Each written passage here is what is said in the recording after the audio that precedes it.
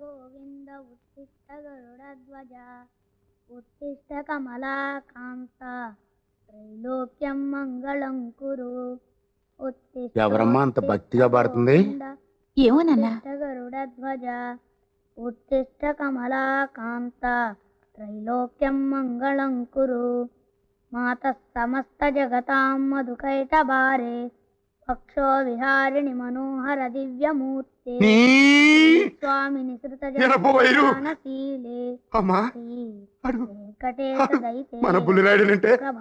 వాళ్ళు చాలా మార్పు వచ్చింది నాన్న. సమస్త కొత్త పంతులు చలవేనే, ఆడు మనిషి కదే దేవుడు. చూడవే చూడు, నా బిడ్డని ఎంత బుద్ధిమంతుని చేశాడు చూడు. ఆ దొంగనా పేటకి ఏమిచ్చి రుణం తీర్చుకోగలనే? పంతులు, నీ చేతిలో నా పుస్తకం, నా బిడ్డను మార్చేసావయ్యా. అది శుభ్రంగా బొట్టెట్టుకుని సుప్రభాతం చదువుతుంటే చూడటానికి నా 2 కళ్ళు సాలేదనుకో. ఇదంతా నీ గొప్పతనమే పంతులు. నీ జేబులో నా డబ్బు ఇది ఉంచుకో. వద్దు సార్, థ్యాంక్స్. నీ సొక్కా మొత్తం ఇది నా బిడ్డను మార్చినందుకు నేను సంతోషంగా ఇస్తున్న సొమ్మయ్యా, తీసుకో.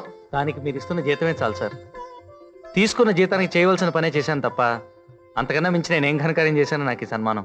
పంతులు, నువ్వు సామాన్యుడివి కాదయ్యా. ఈ రోజుల్లో ఇంత నీతికి నిలబడే మడిసేవుడు ఉంటాడయ్యా. నీ బూట్లో నా కాలు. శబాస్ పంతులు, నచ్చావయ్యా, నాకు బాగా నచ్చావు. రే అది తీసుకెళ్ళి పంతులు గారంటే అటండి. మదిలోనే రూపే మెదలినదాయే ఎదలో ఏమేమో సందడియాయే ఏలరా చెలిపై అలుకలింక ఏలరా కనులార చూడవది ఏలరా కరుణించవేలరా వేల ఏల జాల మేలది మేల ఒక్కసారి కనుపించి వయ్యార మొలికించి మటు మాయమై దేవా. జయ, వీనిని చూచిన తర్వాత ఏ వైపు చూచినా వీని ఆకారమే కళ్ళ కట్టినట్లుగా ఉంది. ఈతని సౌందర్యం ఏమని వర్ణించగలను? ఆ నగుమోము, ఆ మొలక మీసలు, ఆ సోగముక్కు, ఆ ఉంగరాల జుట్టు, ఆ ఎగుభుజములు, ఆ సొగసు, ఎంత సొగసో అంత పరాక్రమం కలిగి నా మనస్సును ఆకర్షిస్తున్నాడే అని సీతా స్వయంవరానికి ముందు సీత చెలికెత్తెతో ఇలా చెప్పింది. సీతా కళ్యాణం ఇన్నిసార్లు చెప్తున్నా, నీ పెళ్లి కూడా త్వరలోనే అయిపోవాలి రంభ. రంభగారు, మీకింకా పెళ్లి కాలేదని తెలిసింది. మీకు అభ్యంతరం లేకపోతే నేను మిమ్మల్ని పెళ్లి చేసుకుంటాను. ఏమిటి, రామకృష్ణ మేస్టారి బంధువుకి మన రంభగారు నచ్చారా? అవునండి, పెళ్లి చేసుకుంటానంటూ ఇదిగో ఈ అడ్రస్ ఆయనే మా అక్కకి ఇచ్చారట. Very good. అయితే ఇంకా ఆలస్యం ఎందుకు, మేస్టార్తో మాట్లాడి వెంటనే ముహూర్తాలు పెట్టించేద్దాం. అవును, ఆయన మా తాతగారే మాస్టారు, అంటే మా బామ్మగారు అన్నగారు. ఇంట్లో ఏం తోచడం లేదంటూ నాతో స్కూల్కి వచ్చారు. అరుగో పిల్లలతో ఆడుకుంటున్నారు. ఇన్నేళ్లు తనకి ఏ పిల్ల నచ్చలేదంటూ పెళ్లి వాయిదా వేస్తూ వచ్చాడు ఆయన. ఇప్పుడు ఊరసి గారు అక్కయ్య గారు ఆయనకు నచ్చారంటే మనకు అంతకంటే కావాల్సిందే ఉంది మాస్టారు. అలాగే పెళ్లి జరిపించేద్దాం. తాతయ్య. అమ్మయ్యా, ఇన్నేళ్లకి మా సమస్యకి సమాధానం మీ తాతగారి రూపంలో దొరికింది మేస్టారు.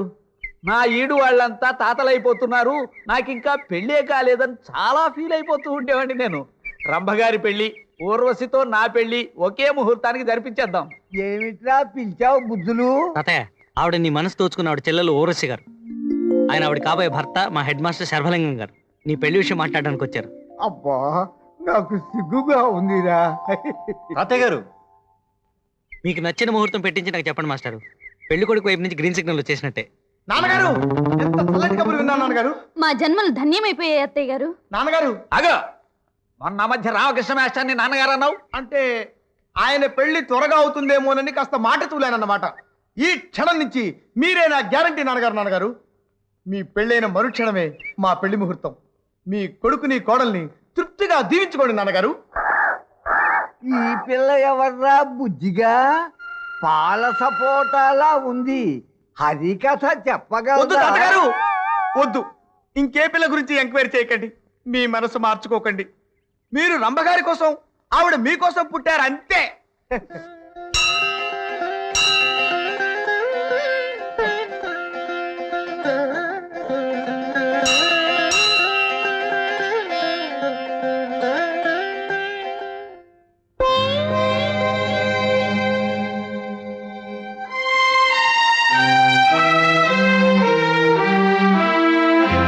రాధగారు, నేను మిమ్మల్ని ఏమీ అడగను, ఇంకా జన్మలో మీకు కనిపించను.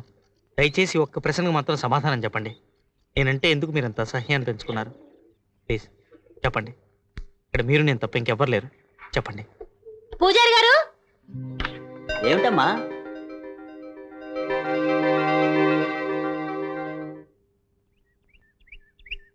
మాస్టారు,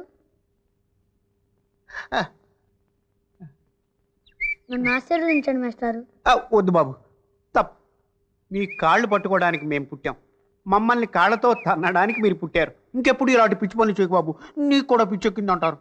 బాబు ఒక్కసారి తిట్టు, ఒక్కసారికి అమ్మగా తిట్టవు. నేను ఇంకెవరిని తిట్టాను మాస్టారు. తిట్టవా? ఎంత హాయిగా తిట్టేవాడి బాబు. నిన్ను చూసి ఆ పాపిష్టి దేవుడికి కన్ను కొట్టుంటుంది. నువ్వు ఇలా చెడిపోతావని కల్లో కూడా అనుకోలేదు, కల్లో కూడా అనుకోలేదు, కల్లో కూడా అనుకోలేదు, కల్లో కూడా అనుకోలేదు. కూర్చోండి. ఏం నావలమ్మా అది? అపార్థమా? చదువమ్మా. అపార్థం ఎంతటి అనర్థానికి దారితీస్తుందో దాంట్లో బాగా రాశారు. వాస్తవాన్ని తెలుసుకోకుండా మనం చాలా మందిని అపార్థం చేసుకుంటూ ఉంటామమ్మా. రామకృష్ణ మాస్టర్ని కూడా నువ్వు అలాగే అపార్థం చేసుకున్నావని మా ఉద్దేశం. నిన్న సాయంత్రం గుళ్ళో మాస్టర్ నీతో మాట్లాడటం, నువ్వు ఆయన అసహ్యించుకోవడం మేమిద్దరం చూసామమ్మా. రామకృష్ణ మాస్టారు చాలా మంచి మనసున్న మనిషి, చీమకు కూడా అపకారం తలపెట్టిన వ్యక్తి. ఆయనతో నువ్వు అలా పరుషంగా మాట్లాడటం మాకు చాలా బాధ అనిపించింది. అసలేం జరిగిందమ్మా? జరిగింది చెప్పమ్మా. ఆయనలో తప్పుంటే ఆ తప్పుకి ఆయన శిక్ష అనుభవించేటట్టు చేద్దాం. ఆ తప్పు నీలో ఉంటే సరిదిద్దుకునే ప్రయత్నం చేద్దాం. చెప్పు, అసలేం జరిగింది? మేమిద్దరం ఒకే కాలేజీలో చదువుకున్నాం. అలా ఆడుతూ పాడుతూ కాలం గడిపాం. శారీరకంగా కాకపోయినా మానసికంగా ఎంతో దగ్గరయ్యాం. ఓ రోజున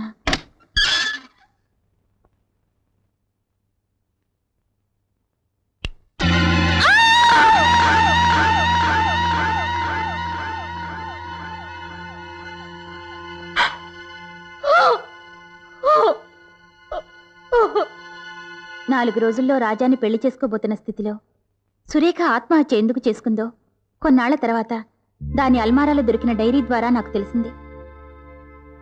చీరల సెలక్షన్ మగవాళ్ళకేం తెలుస్తుంది? రాజా ఇవాళ నన్ను చందన షాపుకు తీసుకెళ్లి బోర్డర్ ఏమీ లేని ఎర్రచీర కొనిపెట్టాడు. ఓ రోజున రామకృష్ణ నాకు కూడా చందన షాప్లో ఎర్రచీర కొనిపెట్టాడు. నిన్న సాయంత్రం రాజా నన్ను ఊరంతా రిక్షాలో ఊరేగించాడు.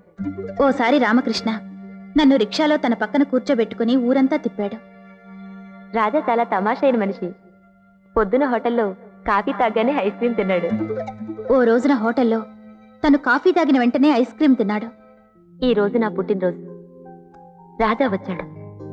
బర్త్డే ప్రెజెంటేషన్ అంటూ నాకు తీయటి ముద్దును బహుకరించాడు. ఆ తర్వాత తను నన్ను ఎత్తుకొని నా గదిలోకి తీసుకువెళ్లి తలుపు మూశాడు. అతని కౌగిట్లోని వెచ్చదనానికి నన్ను ముద్దలా కరిగిపోయాను. నేను ఇందాకే డాక్టర్ దగ్గరికి వెళ్ళాను. నేను తల్లిని కాబోతున్నానని చెప్పింది. పెళ్లి కాకుండానే తల్లిని అవుతున్నందుకు కొంత బాధ అనిపించినా ఆ వార్త రాజాకు చెప్దామని వాళ్ళ ఇంటికి వెళ్ళాను. అతను వాళ్ళ పెద్దవాళ్ల ముందు నేనెవరినో తెలియనట్టు మాట్లాడాడు. నేను బజారు మనిషిని అన్నాడు.